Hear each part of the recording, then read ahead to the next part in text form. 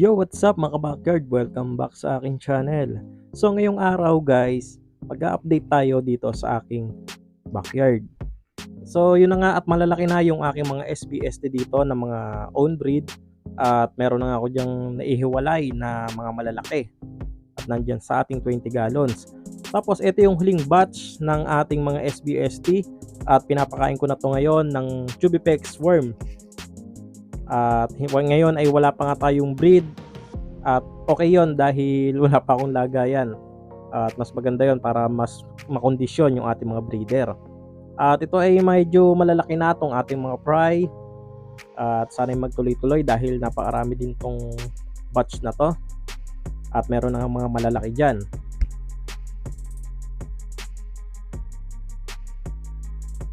Tapos mag-update na rin tayo dito sa aking mga flower horn. Tapos ngayon pala ay wala tayong Tubipex at nag-iintay pa tayo ng ating deliver. So ito yung ating isang flower horn na bago, inilipat ko na dito sa ating 20 gallons at masyado siyang aggressive. At yun na nga ang ating pangalan doon ay si Lychee, no? Tapos ito yung ating mga MB4 na BIP. So iilang piraso lang yan at kitang-kita nyo naman na BIP dahil solong-solo sila sa 20 gallons. Tapos yung ating mga beta dito, yung mga ating mga Betamax ay nasa baba, no? So hanapan ko ng pwesto yan dahil yung ating maliit na lamesa dito guys ay inalis ko na para naman maluwag-luag yung aking galawan. So ito yung ating mga SBST. Yung iba dito ay ililipat ko na doon sa ating tarapal pan. Tapos yung mga maliliit ay may iwan dito sa aking 50 gallons. So magkakal na ako at isa-select ko na yung ating mga ililipat doon sa ating MB farm. So yung mga HB Blue dito sa aking 15 gallons ay hindi ko na nga naibenta, no, at nanganak na nga dyan. Tapos meron pa pala ako dito isang MB4 na BIP, no. I-update ko na rin sa inyo to. At ito ay suspected na male. Ayan, dahil meron na nga siyang hump at mukhang maganda to dahil makapal ang kanyang mga plums.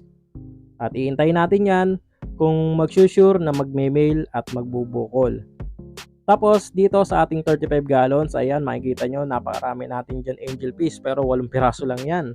Yan ay ibebenta na natin sa ating ka-backyard, no? Dahil gagamitin ko rin yung kanilang aquarium na 35 gallons.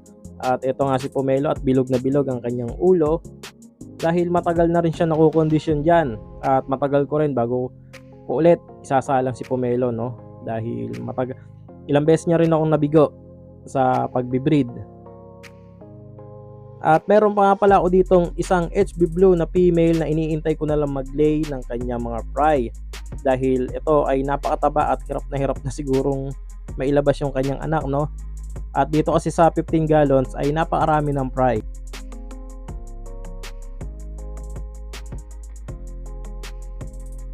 So yun na nga guys, at nahuli ko na yung ating mga angel fish na ibebenta. So yung naipalit ko to kay Sir Mike Signy. Maliliit pa to, siguro ang size nito dati ay mga 25 cent, no?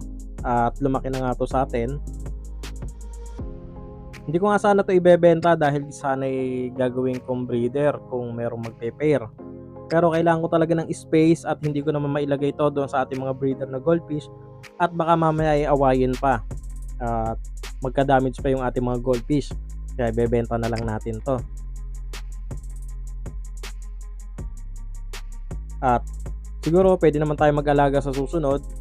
Bumili na lang ulit tayo at back to zero tayo yung mga malilit ulit. So ikakal ko na to guys, tong ating mga SBST at papakita ko sa inyo kung ganong karami yung ating maseselect.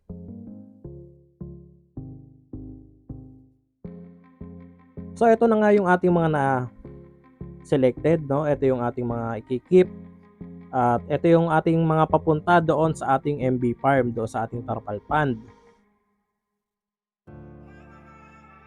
Tapos ito naman guys, yung ating ikikip muna dito sa ating backyard at medyo mga maliliit pa at baka mabuli lang o hindi makakain doon pag inilipat natin doon sa ating tarpal pond. At yun, ilalagay na sa 50 gallons pero lilinisin pa natin yun at meron pa tayong konting mga SBST doon. So, re-release ko muna to dito guys para naman hindi ma-stress at baka mamaya kapusin sa oxygen at mamatay pa. So sayang naman dahil marami na rin tayong nagastos dito dahil medyo malakas kasi sa tubipex itong mga goldfish. At hindi mo naman kasi pwedeng hindi pakainin ng mga tubipex o yung mga live foods.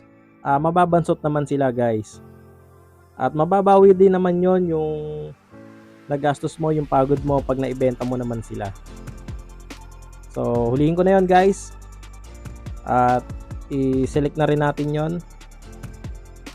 Tapos ito na nga pala, na ibalot ko na yung mga angel fish para ipipick upin na lang sa atin yan. So iniintay ko na lang siyang pumunta dito sa ating backyard. So ito na nga guys, at tapos na akong magkaling at naselect ko na lahat. So ito, tong isang 20 gallons na to ay ito ang dadalhin ko sa aking MB farm o do sa aking tarpal pond.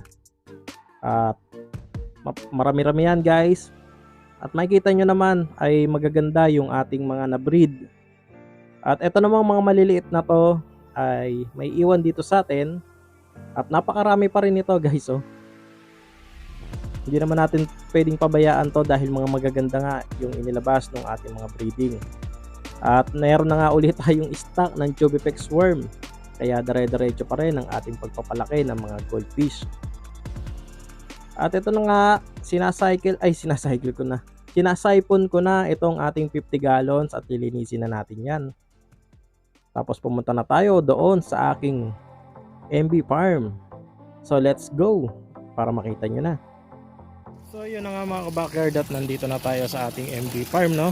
So ngayon nagdadagdag na ako ng tubig nitong ating tarpal pond na paglalagyan nitong ating mga goldfish. So binilang ko pa to guys, pagkakabilang ko nasa 88 pieces to. At yan ay ilalapag natin dito sa ating pinaglagyan ng mga goldfish dati no. So yung mga unang nailagay natin dito ay naubos nga at hindi ko alam kung ba't nalusaw.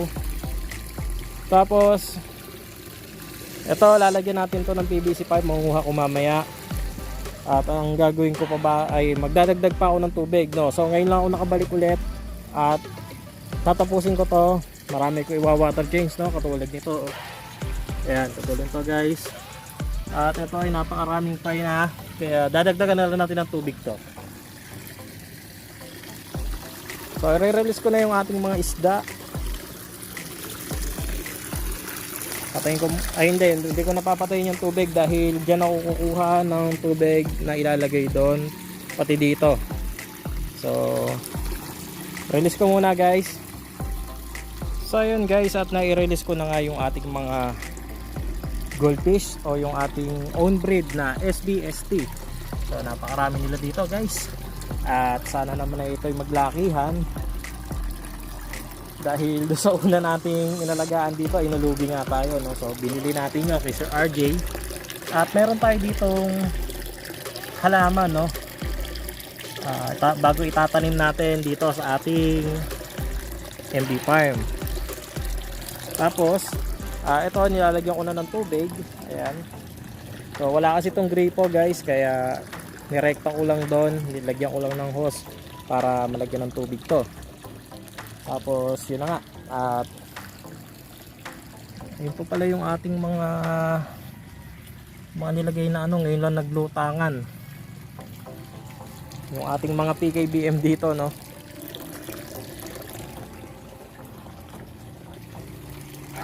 So update ulit ako guys, lalagyan ko muna ng tubig, tapos nakakuha na rin pala ako ng mga PVC pipe. Ayan. So marami tayong mga used na PVC pipe na gagamitin natin dito sa ating mga trailings. So pakita ko sa inyo mamaya. So ayun mga ka-backyard, at tapos na ako maglagay ng tubig dito sa ating mga rev tub at dito sa ating mga styro no. So ayan na nga, at nagulo na tong ating mga hydrilla plants dahil nakahuli ako dito ng isang palaka. So meron pang maliit, hindi ko lang makita, so bukas ko na lang babalikan yan. Tapos ayan, nalagyan ko na ng tubig to. Ito, tapos ito yung ating yung may mga aquatic plants, tapos yung merong shrimp na kulay yellow. Kaso nga pagbalik ko dito may namatay na palaka at bumaho at napulot yung tubig. Kaya nireset at tinapon yung tubig nito at yung mga halaman, no? Kaya back to zero ulit tayo dito at sayang yung ating shrimp. Yan. Tapos ito, nireset ko na rin guys yung ating albino koi. Inalis ko na dito. Tapos isinama ko dito. Yan, binalik ko na dito at marami na sila dahil may mga fry na. Tapos marami pa tayo ditong HB blue. Dito ayan, oh. Hindi lang masyadong kita eh. Tapos ito, maganda na rin yung setup natin dito. Ang linaw ng tubig. At malago na rin yung ating hydrilla plants. Tapos yung ating mga PKBM, ayan, inalis ko na yung duckweeds. Bilis kasi dumami ng duckweeds eh. At ayan, inalis ko na para makagalaw yung mga fry natin.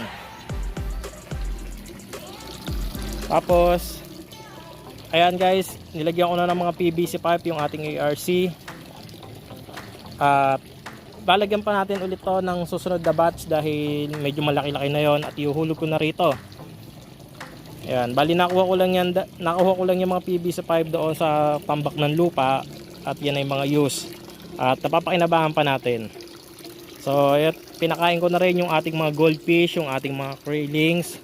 Tayo uwi na. At okay na yung mission natin.